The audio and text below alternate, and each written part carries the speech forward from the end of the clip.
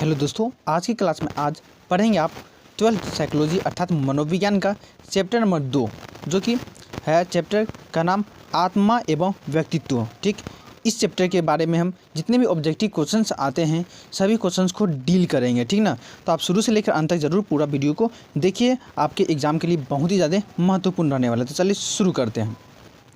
तो जैसा कि आप यहाँ पर देख सकते हैं ये ऑब्जेक्टिव क्वेश्चंस एंड आंसर है। ठीक ना, तो इसी का हम ऑब्जेक्टिव क्वेश्चन ही डील करेंगे जो कि 2021 एग्जाम के लिए भी आपके बहुत ही इंपॉर्टेंट रहने वाले। ठीक ना, तो चैप्टर नाम क्या है? आत्मा एवं व्यक्तित्व। ठीक, यदि आप इसका पीडीएफ लेना चाहते हैं तो आप इसका डिस्क्रिप्शन मतलब कि बॉक्स में जो टेलीग्राम का लिंक है वहाँ से आप जुड़कर इसका पीडीएफ ले सकते हैं। चलिए शुरू करते हैं। तो यहाँ पे हम क्वेश्चंस पर चले आए हैं और क्वेश्चंस में पहला क्वेश्चन बोल रहा है निम्नलिखित में से कौन शेल्डन के व्यक्तित्व प्रकार के अंतर्गत समझा जाता है। मतलब बोल रहा है कौन शेल्डन के व्यक्तित्व प्रकार है।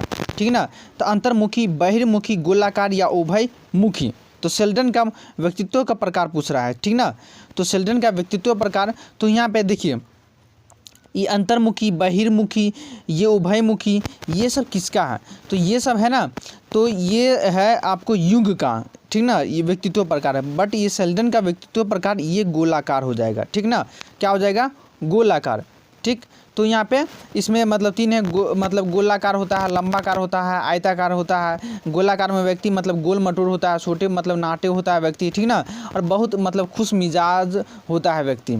उसके बाद होता है एक लंबाकार, इसमें व्यक्ति लंबा होता है, बहुत पतले दुबले रहते हैं, ये मतलब चिड़चिड़ापन वाले व्यक्ति होते हैं। एक आयताकार होते हैं, मतलब कि कठोर होते हैं, थोड़ा मतलब कि हल्के लंबे होते हैं, उसका बॉडी बढ़िया रहते हैं, मतलब कि वह कठोर रहते हैं हमेशा, मतलब कि अच्छा बुरा मतलब सबको समझने वाले होते हैं। तो शेल्डन के व्यक्तित्व प्रकार में गोलाकार, ऑप्शन सी हो जाएगा। उसका दूसरा नंबर क्वेश्चन बोल रहा है आदर्श व्यवहार के संबंध में अस्थायी विश्वास को कहा जाता है। मतलब आदर्श व्यवहार के संबंध में अस्थायी विश्वास को क्या कहा जाता है? व्यक्तित्व, मूल्य, अभिरुचि, अभिक्षमता।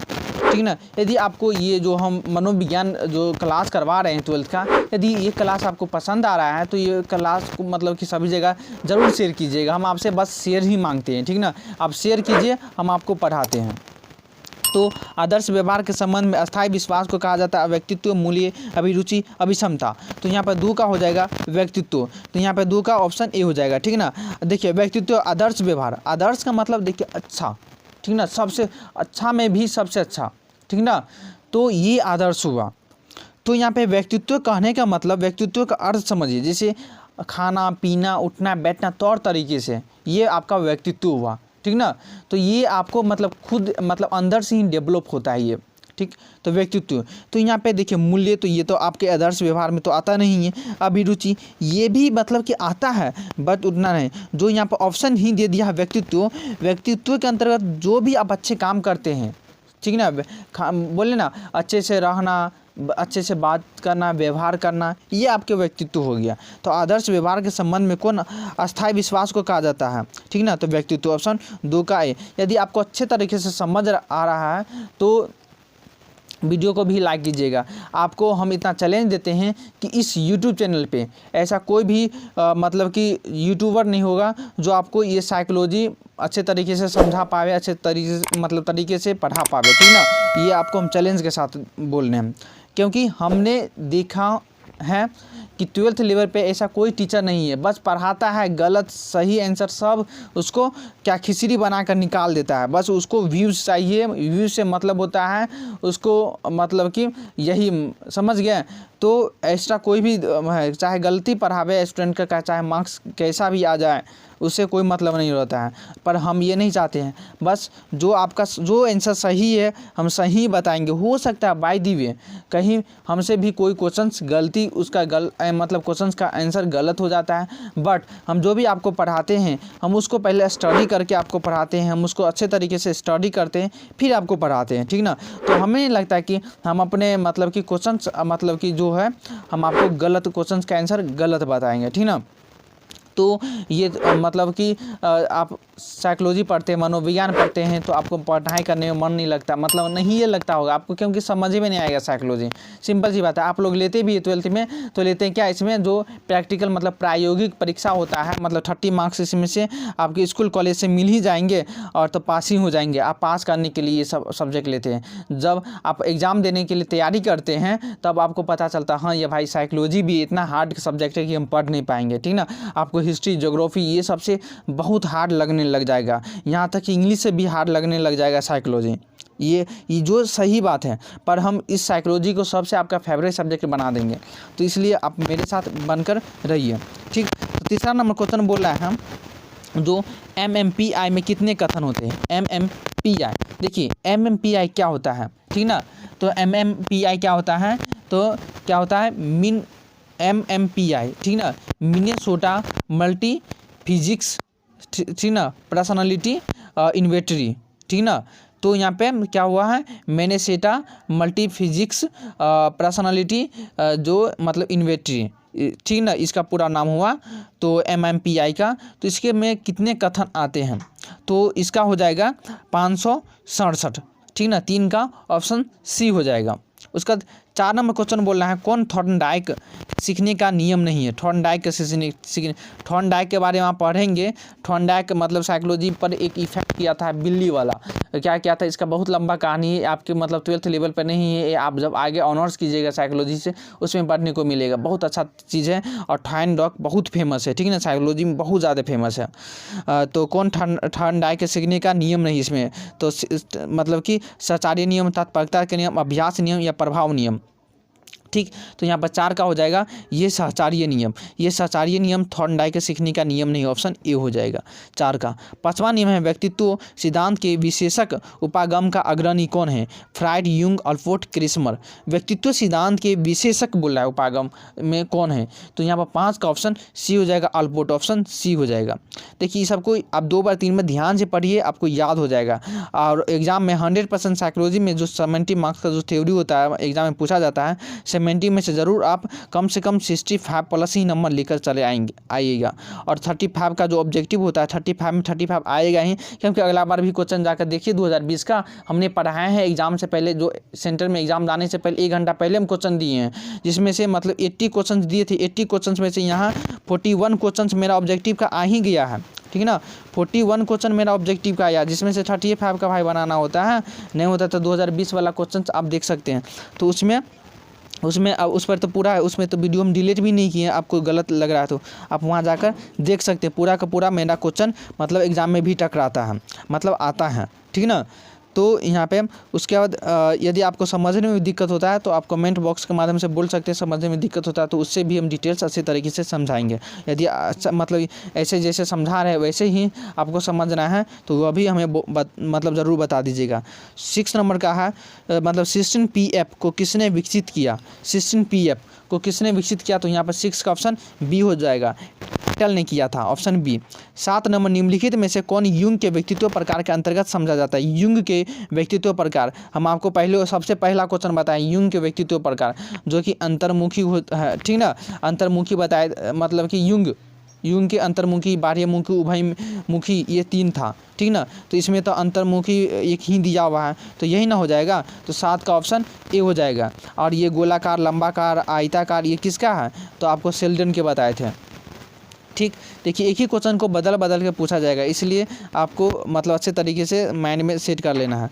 उसका 8 नंबर कथानक आत्मबोध परीक्षण के निर्माता कौन है। कथानक आत्मबोध परीक्षण के निर्माता कौन है, तो यहाँ पर 8 का हो जाएगा ऑप्शन बी, मर्रे एवं मॉर्गन। कथानक आत्मबोध परीक्षण के निर्माता जो कौन है, मर्रे एवं मॉर्गन। 9 नंबर क्वेश्चन बोल रहा है कि रोडसा मसी लक्षण परीक्षण में कितने मसी लक्षण होते हैं। मतलब रोडसा मसी लक्षण परीक्षण ये सब याद रखें, उतना इम्पोर्टेंट भी नहीं है ये वाला क्वेश्चन, बट इसको याद कर लीजिएगा। रोडसा मसी लक्षण परीक्षण में कितने मसी लक्षण होते हैं, तो 9 नंबर क्वेश्चन का आंसर हो जाएगा ये 10, ठीक है ना, ऑप्शन बी हो जाएगा। मोरसा मसी लक्षण में 10 मसीह लक्षण होते हैं। 10 नंबर क्वेश्चन बोल रहा है और ये क्वेश्चन बहुत ही ज़्यादा इंपॉर्टेंट भी है, मतलब थोड़ा घुमा कर एग्जाम में आपको पूछ दिया जाएगा, ऐसे नहीं पूछ सकता है। फ्रायड के अनुसार इलेक्ट्रा की अवधि में लड़कियां प्रतियोगिता किसे करती हैं? देखिए पहले सबसे पहले समझिए इलेक्ट्रा क्या होता है।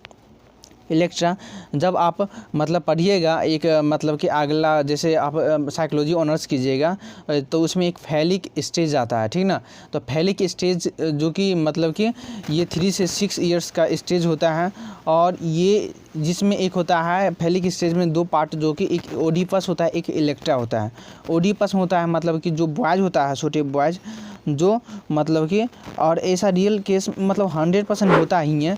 तो जो बॉयज होता है वह अपने मदर की ओर मतलब कि एट्रैक्टिव होते हैं और जो गर्ल्स होता है वो अपने फादर की ओर एट्रैक्टिव होते हैं, ठीक ना। तो यहाँ पे इलेक्ट्रा है, तो यहाँ पे जो क्या है ये गर्ल्स के लिए है इलेक्ट्रा, तो ये मतलब कि फादर की ओर मतलब कि क्या होता है एट्रैक्टिव होते हैं। तो इसमें जो मतलब कि जो फ्रायड के अनुसार जो इलेक्ट्रा है, जो अवधि में इलेक्ट्रा की अवधि में जो लड़कियां किसे प्रतियोगिता करती है, आप इसमें प्रतियोगिता की बात रहे तो मान लीजिए आप 2 फ्रेंड्स हैं, तो 2 फ्रेंड्स अपने एक दूसरे में प्रतियोगिता करते हैं ना। इसी तरह मतलब सपोज दैट इसमें 2 गर्ल्स हैं तो 2 गर्ल्स एक दूसरे की प्रतियोगिता करेगी, मतलब ना। तो इसी तरह मतलब इलेक्ट्रा की अवधि में जो लड़कियां प्रतियोगिता करती है किससे, तो ये अपने ऑप्शन सी माँ से करती है, ठीक ना। क्योंकि मतलब कि मान लीजिए एक ये सामान आपको लेना है और ये चाहेगा हम ले, तो ये मतलब कि ये चाहेगा हम ले और ये चाहेगा हम ले, ठीक ना। तो इनमें से दोनों में मतलब कि जो प्रतियोगिता होती रहती है, ठीक ना। तो सपोज डैट मतलब आप समझ ही गए होंगे। तो 10 का क्या होगा, जो फ्रायड के अनुसार इलेक्ट्रा की अवधि में जो लड़कियां प्रतियोगिता करती किससे, तो ऑप्शन सी माँ से। उसका वैसे भी आप सही से नहीं समझ पाए होंगे, बट इसको याद कर लीजिए, वैसे आप आगे पढ़िएगा अगला क्लास में तो आप आसानी से समझ आएगा। किसने आत्मसिद्ध की अवधारणा को प्रस्तुत किया? आत्मसिद्ध ये इंपॉर्टेंट क्वेश्चन मतलब इंपॉर्टेंट है। तो आत्मसिद्ध की अवधारणा जो मास्लो, ठीक ना, ऑप्शन ए हो जाएगा। उसके बाद 12 नंबर TAT को किसने विकसित किया? 12 नंबर TAT, तो जिसको मतलब कि ये मॉर्गन एवं मर्रे ने TAT को विकसित किया, ठीक ना। इसका नाम हमेशा बार बार आ रहा है, तो इसका एक नोट बना लीजिए। मार्गे एवं मर्गे मतलब मर्रे के नाम से जो भी काम किया है उसका एक तरह से मतलब नोट बनाकर आप मतलब कि याद कर सकते हैं। तो TAT को किसने विकसित किया? मॉर्गन एवं मर्रे। तो इसमें 12 का क्या होगा, ऑप्शन डी, ठीक ना। इसको हम बोल सकते हैं, देखिए TAT क्या है, थैमेटिक एप्सिएशन टेस्ट, इसको बोल सकते हैं। TAT मतलब थैमेटिक एप्सिएशन टेस्ट, जिसको व्यक्तित्व परीक्षण कहते हैं हिंदी में। तो व्यक्तित्व परीक्षण किसने विकसित किया? तो मॉर्गन एवं मर्रे। अब देखिए व्यक्तित्व परीक्षण हिंदी में आता है और ये इंग्लिश में उसी का थॉर्मेक मतलब अप्रिसिएशन टेस्ट दे दे या TAT दे दे, सिंपल सी बात, आप इसको सही से डिटेल पर पूर्वक आप याद कर लीजिए, आपको कोई दिक्कत नहीं होने वाला एग्जाम में। 13 नंबर है, निम्नलिखित में से कौन सेल्डन के व्यक्तित्व प्रकार के अंतर्गत आता है? अब देखिए सेल्डन के व्यक्तित्व के वर्ग, ये क्वेश्चन पहले भी आया था, तो क्या होगा, ऑप्शन सी गोलाकार हो जाएगा। तो 13 का क्या हो जाएगा, ऑप्शन सी गोलाकार। 14 नंबर, निम्नांकित में से कौन स्व का एक प्रकार नहीं है? स्व मतलब खुद, बालक मतलब खुद मतलब कि अपने जैसे आप है खुद में मतलब कुछ जैसे मतलब कुछ करने का इच्छा हो, ठीक ना, स्वयं का। तो इसमें से स्वयं का प्रकार क्या नहीं है? पहचान स्व, व्यक्तित्व स्व, संबंधात्मक स्व, सामाजिक स्व, ठीक ना। तो यहाँ पे 14 का हो जाएगा, ये कौन नहीं है स्व का बोल रहा है। तो ये आप मान लीजिए आप समाज के मतलब समाज में रहते, लेकिन आपको मन करेगा क्या हम अपने खुद स्वयं करें, तो ये समाज आपका दबाव देता है। तो इसमें स्व का एक प्रकार किसका नहीं, तो समाज का नहीं है ना। न तो पहचान आप खुद स्वयं बनाना चाहते हैं, व्यक्तित्व खाना पीना उठना बैठना तौर तरीका खुद का अपना रखना चाहते हैं, संबंधात्मक किससे संबंध रखना चाहते हैं, खुद का रखना चाहते हैं, तो ये सब प्रकार है, बट ये सामाजिक स्व नहीं है। देखिए क्वेश्चन को ध्यान से समझिएगा तो अपने आप उसका आंसर अपने आप निकल के चला आता है। 15 नंबर क्वेश्चन बोल रहा है, PF अध्ययन को किसने विकसित किया? PF मतलब क्या, PF को किसने विकसित किया? तो ऑप्शन ए हो जाएगा क्या, मतलब क्या बोल सकते हैं इसको, रोजेंसविग, ठीक ना, ऑप्शन ए रोजेंसविग। तो यहाँ पर 15 का ऑप्शन ए हो जाएगा। उसके बाद कहीं के फ्रॉम भी रहता है, तो फ्रॉम नहीं होगा, ऑप्शन ए ही लगाना है आपको। हम जो भी ये बता रहे हैं पूरा 100% करेक्ट बता रहे हैं, क्योंकि इसको हम खुद से अध्ययन किए हुए हैं ना। वीडियो अच्छा लग रहा है तो ज़रूर लाइक कीजिए, शेयर कीजिए, चैनल पर नहीं हो तो सब्सक्राइब कर दीजिएगा, ठीक। और जो भी आप सब्जेक्ट पढ़ रहे हैं इसका पहले मतलब कि पहला पार्ट 1 वीडियो बनाकर डाल दिए हैं। यदि 2020 का वीडियो देखना चाहते हैं तो आपके लिए बहुत बढ़िया है, ठीक ना। आप 2020 का वीडियो भी देख सकते हैं क्योंकि आप ही के लिए बना ही गया था। यदि आप उसको भी देख लेते हैं तो आप एग्ज़ाम की तैयारी बहुत अच्छे तरीके से कर लेते हैं, ठीक ना। 2020 वाला प्ले लिस्ट भी आपको डिस्क्रिप्शन बॉक्स में दिया हुआ है, आप इसका सिलेबस 2020 वाला देख लीजिए, ठीक ना। तो ये सब बातें हैं। 16 नंबर क्या है, रोजर्स ने अपने व्यक्तित्व सिद्धांत में केंद्रीय स्थान दिया किसका। तो रोजर्स आत्मा को, अचेतन को, अधिगम को, आवश्यकता को, रोजर्स ने अपने व्यक्तित्व सिद्धांत में कौन सा स्थान दिया, किसका स्थान दिया। तो यहाँ पर 16 का ऑप्शन ए हो जाएगा आत्मा को, ठीक ना। तो 16 के ये इम्पोर्टेंट है। 17 नंबर क्वेश्चन बोला सीखने के सूझ सिद्धांत अनुसार प्राणी को सफलता मिलती है। सूझ, ठीक ना। तो मतलब संयोगवश, क्रमशः, एकाएक या इनमें से कोई नहीं। तो ऑप्शन बी हो जाएगा क्रमशः, ठीक ना। क्रम बाय क्रम मतलब सूझ, सीखने की सूझ सिद्धांत के अनुसार प्राणी को सफलता मिलती है। तो ऑप्शन बी हो जाएगा 17 का। उसका 18 नंबर क्वेश्चन बोल रहा है जो एक प्रेक्षक की रिपोर्ट में जो प्रदत्त होते हैं वे कैसे प्राप्त होते हैं, ठीक ना। तो साक्षात्कार, प्रेक्षण और निर्धारण से, नाम निर्देशन से, उपर्युक्त सभी। तो यहाँ पर 18 का हो जाएगा साक्षात्कार से, प्रेक्षण एवं निर्धारण से, नाम निर्देशन से, मतलब उपर्युक्त सभी हो जाएगा 18 का।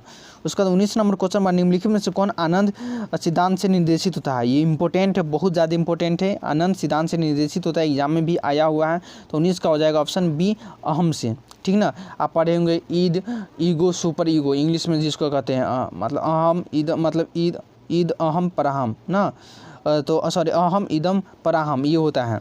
जैसे ईद, ईगो, सुपर ईगो। तो आप मतलब ईद क्या होता है, जो मतलब जो आपके मन में इच्छा हुआ डैग कर देना, ठीक ना। किसी को पीटना है तो जाकर पीट ही देना है, ठीक। ये ईगो मतलब ईद करता है। मतलब कोई बच्चा, मतलब किसी बच्चे को कोई सामान चाहिए तो उसके अंदर ईद है, मतलब कि कोई सामान चाहिए तो चाहिए उसको, वरना रोएगा, ठीक। इसी तरह मतलब ईद के बाद ईगो, आप मतलब किसी से मतलब कि किसी को अपना दिखाना चाहते हैं अपने आप को, मतलब कि इतना ईगो रखिएगा, मतलब कि एक तरह से एटीट्यूड जिसको कहते हैं, तो वह ईगो। और एक मतलब सुपर ईगो हुआ, तो सुपर ईगो क्या हुआ जिसको पराहम कहते हैं। जैसे मतलब कि सुपर ईगो, हाँ, ये अच्छा बुरा करने से आपको ये मतलब कि बोलेगा ये अच्छा है ये बुरा है तो आपको अच्छा करना चाहिए, मतलब ये मार्ग दिखाता है। कभी कभी आपके मन में ये सब आता होगा, ठीक ना। तो ये सब क्या हो जाएगा, तो यहाँ पे वही आनंद किससे हैं, तो अहम से। तो यहाँ पर आनंद सिद्धांत किससे निर्देशित, तो अहम से। उसका 20 नंबर देखिए, हम थोड़ा कभी कभी कोई क्वेश्चन में डिटेल बता देते हैं, तो वह क्या बताते हैं वो आपको अच्छा लग रहा है या नहीं, वह भी कमेंट में बता दीजिएगा। 20 नंबर, सामूहिक अचेतन के संप्रत्यय का प्रतिपादन किसने किया। तो यहाँ पर 20 का हो जाएगा ऑप्शन ए युंग ने। इंपॉर्टेंट है, सामूहिक अचेतन को संप्रत्यय को किसने प्रतिपादित किया, युंग ने। 21 नंबर, आत्मा को किस रूप में समझा जा सकता है, आत्मा को किस रूप में समझा जा सकता है। तो 21 का हो जाएगा ऑप्शन सी आत्मगत एवं वस्तुगत। 22 नंबर, निम्नांकित में से कौन युंग के व्यक्तित्व प्रकार के अंतर्गत नहीं समझा जाता है। युंग के कौन सा है, तो देखिए बहिर्मुखी युंग के बोले थे जो 3 है, बहिर्मुखी, अंतर्मुखी, उभयमुखी 3 है। तो ये एंडोमोफी नहीं है। अब देखिए एंडोमोफी ये इंग्लिश नाम दे दिया गया है। अब देखिए इंग्लिश नाम पहले था जैसे गोलाकार, लंबाकार, आयताकार, तो इसी का मतलब कि एंडोमोफी है 22 का। तो इसी का इंग्लिश जैसे एंडोमोफी मतलब लंबाकार है, ठीक ना। तो इसी का इंग्लिश नाम दे दिया। तो इसी तरह आपको क्वेश्चन मतलब घुमा फिरा कर देगा, हिंदी को इंग्लिश, इंग्लिश को हिंदी चेंज कर देगा। तो यहाँ पे ये लंबाकार होते हैं, इसमें बोले व्यक्ति लंबाकार होते हैं, ज़्यादा मतलब थोड़ा पतले उतले होते हैं, चिड़चिड़ा माइंड के होते हैं। तो युंग के ये व्यक्तित्व प्रकार में शामिल नहीं है, ऑप्शन बी हो जाएगा। उसका 23 नंबर, एडलर ने मनोविज्ञान को कहा है। तो एडलर ने मनोविज्ञान को क्या कहा है, तो यहाँ पे एडलर ने मनोविज्ञान को कहा है। तो यहाँ पर 23 का हो जाएगा, एक मिनट, गत्यात्मक मनोविज्ञान, एडलर ने मनोविज्ञान को कहा, क्या कहा, गत्यात्मक मनोविज्ञान, विश्लेषणात्मक मनोविज्ञान, मानवतावादी मनोविज्ञान, व्यक्तिक मनोविज्ञान। देखिए इसमें एडलर ने मनोविज्ञान को क्या कहा है, तो व्यक्तिगत मनोविज्ञान क्या है, मतलब एडलर ने मनोविज्ञान को व्यक्तिगत मनोविज्ञान कहा, क्या, व्यक्तिगत। बट इसमें व्यक्तिगत को घुमाकर व्यक्तिक मनोविज्ञान दे दिया है ना, तो ऑप्शन डी लगा दीजिएगा, व्यक्तिक मनोविज्ञान कहा है।